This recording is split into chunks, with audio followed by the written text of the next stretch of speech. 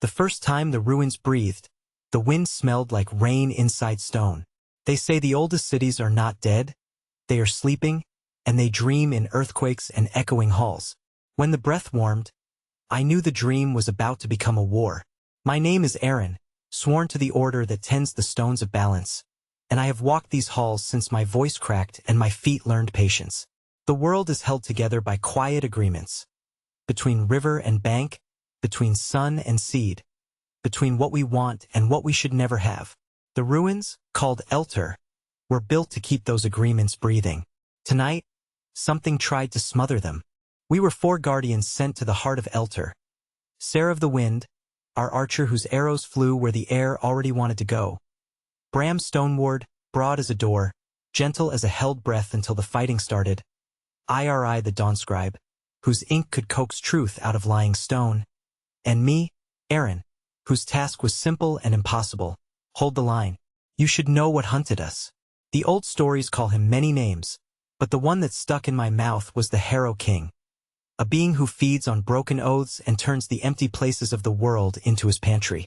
Where villages forget their rituals and kings forget their promises, he grows teeth. We had 3 tasks. Reach the resonant gate in the lowest court, keep the seal intact, and wake the sentinels if we failed at the first 2. Waking the sentinels has a cost. You do not rouse old stone for free. Our last instruction, scrawled in the margins of the charter as if someone were ashamed of the truth. Do not speak your true name in the deep. The courtyard floor was a puzzle of cracked tiles and dark channels. Sarah knelt and pressed her ear near the grooves. They're dry, she said. No river song. Iri dipped her quill and brushed a mark. Faint light ran down the channels like a thought that almost remembered itself. They used to carry dawn, Iri whispered. Light flowed here. Then let's give it something to carry, Bram muttered, hefting a lantern as if it were an oath. We moved through the western arcade, senses divided like scouts. Half listening for steps behind, half for the stone ahead. Eltar spoke in ruin speak, loose gravel, settled dust, old hinges gossiping about whose weight they liked. Every ruin has a grammar. Learn it, and you can hear threats before they have breath. At the first collapsed atrium, the Harrow King sent a trial. Shadow lurkers that move like torn pages in a wind that doesn't touch your skin. Sarah breathed once and released 3 arrows in the space it takes to name fear. The first arrow whistled. The second sang. The third hummed low enough to trip the ear. The lurkers tore where the sounds crossed, and Bram stepped in to teach the floor how to shake. I held the middle, blade ready, and counted not kills, but breaths. Ours steady, theirs fading. He's testing the edges, Iri said. Eyes on a fresco half buried in grit, dragons spiraled around a river that braided with light. What does the text say? I asked. She traced a line, and the letters woke like embers in fog. Balance is not peace. It is work that does not tire. The next hall sloped down into the earth, steps broad and cracked, air heavy with the sweet metal scent of old spells. Somewhere below, the resonant gate waited, the place where Eltar let the world breathe in and out. Bram touched the wall and frowned. Something's eating, he said. Stone feels thinned. We reached the antechamber to the gate, and I felt it before I saw it. The thrum, the low heartbeat of a thing made to pulse with sky and soil both. The gate was a circle carved into bedrock, wide as a barn and twice as patient. 12 radial spokes sank into the floor where channels once shone bright. Over it all, a veil hung, not cloth, not light. An absence stitched into presence. The Harrow King's work like frost that won't melt. We can't cut that, Sarah said, voice flat. No, Iri replied, but we can change the room around it. She wrote 3 small sentences at the base of 3 pillars. Remember the first song. Open to the river. Return what is owed. The Harrow King disliked grammar. He sent something with teeth. It crawled from the veil's edge. A hound of empty, fur like void, eyes like coins stamped in reverse. Bram met it. Sarah's shaft pinned its shadow to its own body. Iri unspoke the word that let its mouth stay open.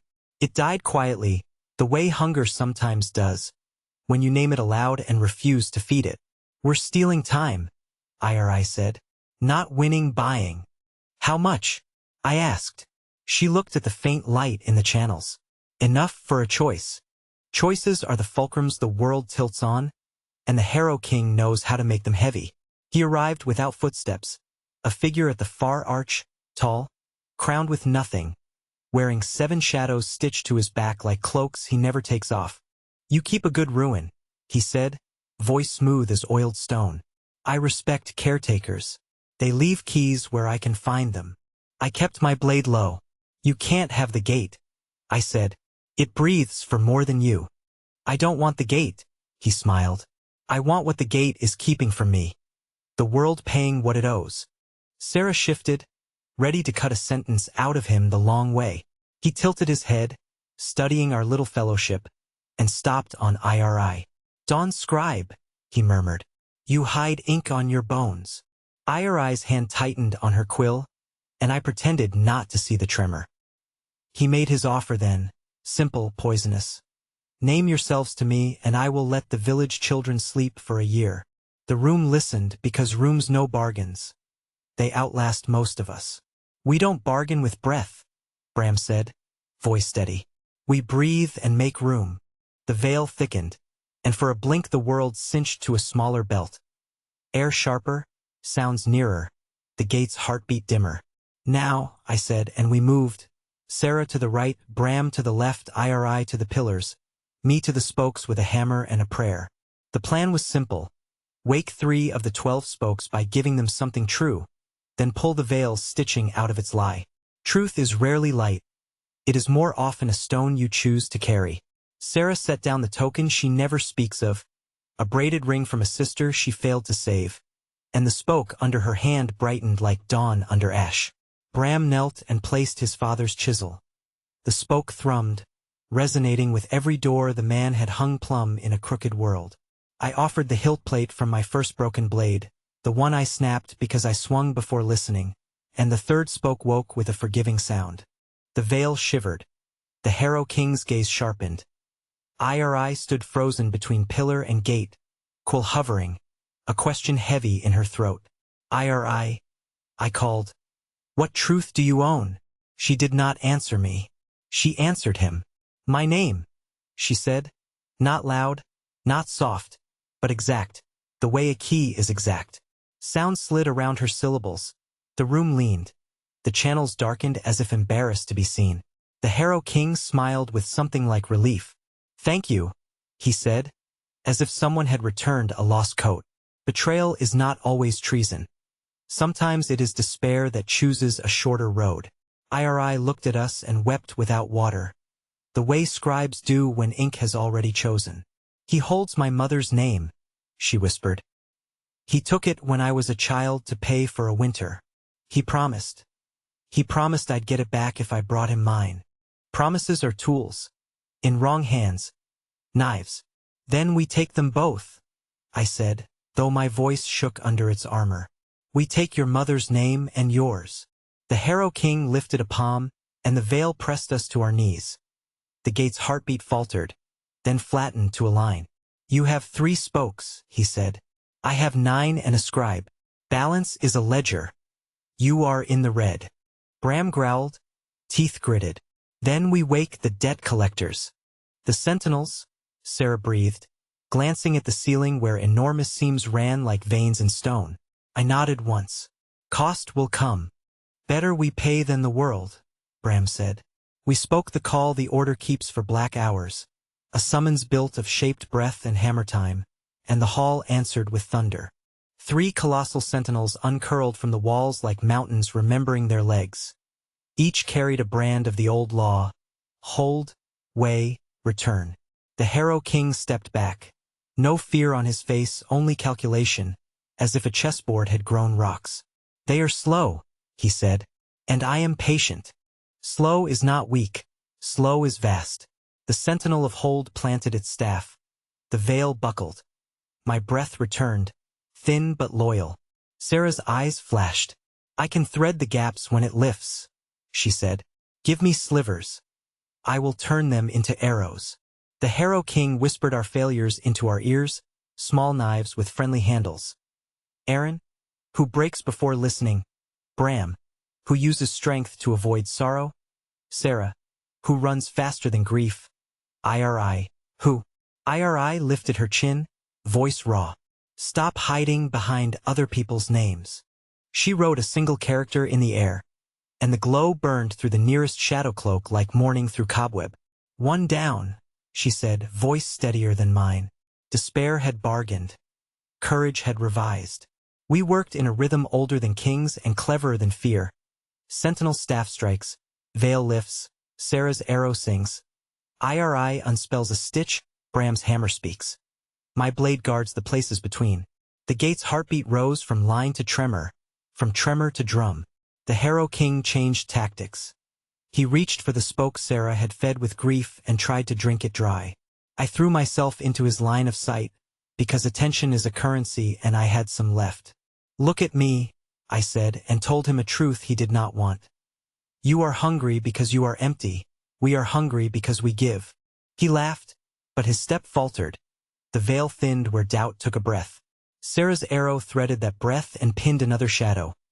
Bram's hammer rang the hold staff like a bell. The sound walked the room and asked the stones to stand a little taller. We learned the gate's grammar as if it were a song with only 3 notes and a need to be sung well. IRI looked at me with eyes that asked for permission. I nodded. I want it back, she whispered. But I will not pay your price. She wrote her mother's name on the floor between the Harrow King and the gate. And the gate, bless all old architecture, recognized the handwriting. The so-called king bent, reaching, but the sentinel of way set its brand across his wrist, and the room judged. Names taken without consent are heavier than thieves' guess. The brand made his shadow sag with the weight of stolen syllables. IRI's mother's name slid from his palm like a coin rolling back to its true owner, and she caught it with both hands as if catching a falling world. 2 more spokes, I called, and Bram answered by placing his grief onto iron, his brother's badge, lost in a mindfall he could not hold up. He let it go. The spoke brightened. Sarah opened her quiver and took out the last arrow, plain wood. No fletching. A child's toy her sister had carved, kissed it once, then set it on the stone for the 5th spoke. The gate hummed in a key that fit our bones. The Harrow King shrank as the room enlarged. His cloaks frayed. The veil tore in clean lines like paper obeying a careful hand. But he had one move left. The old one, the cruel one. He reached not for the spokes but for me. Aaron, he said, almost kind, save their lives with a single word. He meant my true name. I had kept it under tongue and behind teeth since childhood. Like a coal you don't spit unless the night will kill you. I looked at Sarah, at Bram, at IRI cradling her mother's name against her heart, and I measured our breaths. No, I said gently to the Harrow King. You do not get my door. I gave something else instead. Not a name, but a vow wrapped in a cost I could afford. My memory of the first time I picked up a blade. The gate took it, tasted the metal in it, and brightened a shade that made old dust look like snow. The sentinel of return stepped forward. The floor shook. The Harrow King's remaining cloaks fell in a heap of not light and unsound. Ledger closed, Bram murmured. Not yet, I said, because endings like to pretend they are finished when they are only pausing for breath. He lunged, fast now, small now, desperate, and tried to reach the center seam. Sarah fired the plain wooden arrow.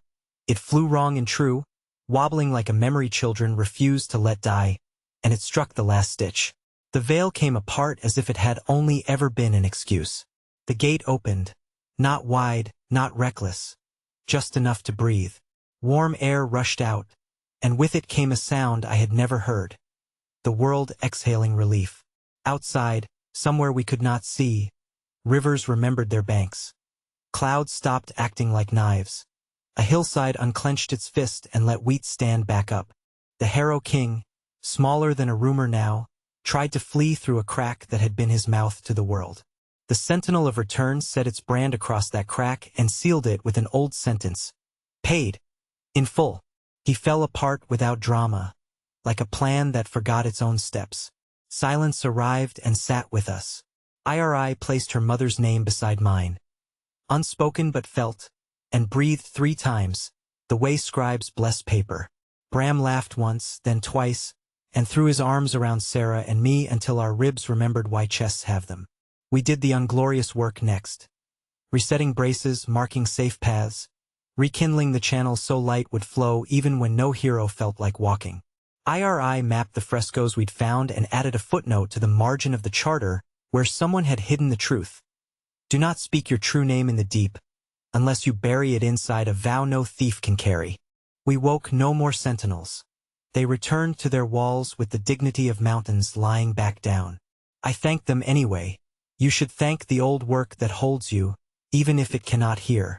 As we climbed toward the air, Eltar felt warmer, not as a hearth warms, but as an old friend does when you take the weight from their shoulders for a while.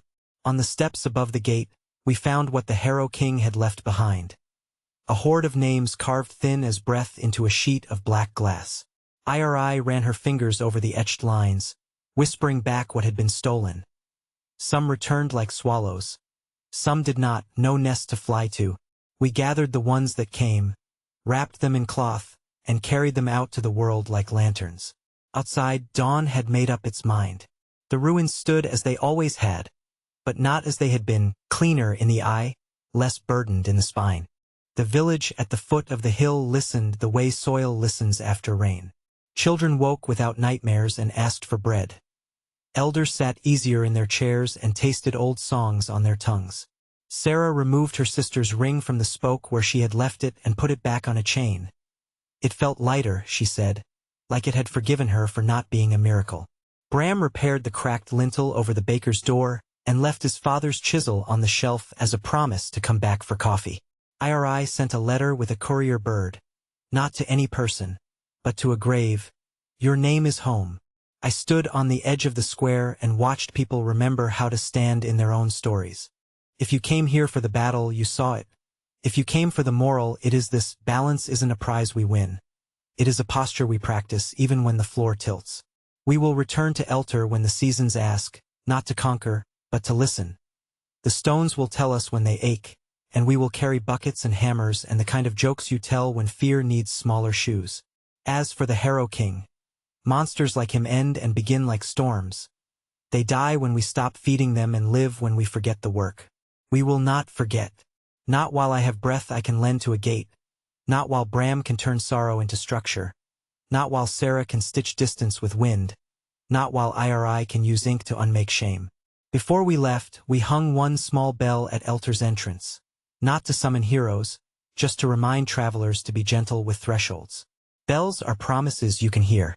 We walked away lighter by many fears and heavier by one duty. Carry names kindly, carry truth carefully, carry silence when words would only bruise. The road welcomed us with dust and the kind of flowers that grow in the cracks cities leave. The world breathed, and for once we heard it. If this tale moved you, subscribe for more journeys, leave a like, and share it with a friend who loves ancient places and brave hearts. Tell me in the comments, what promise would you make to keep the balance where you live, and what small stone will you move today to keep it?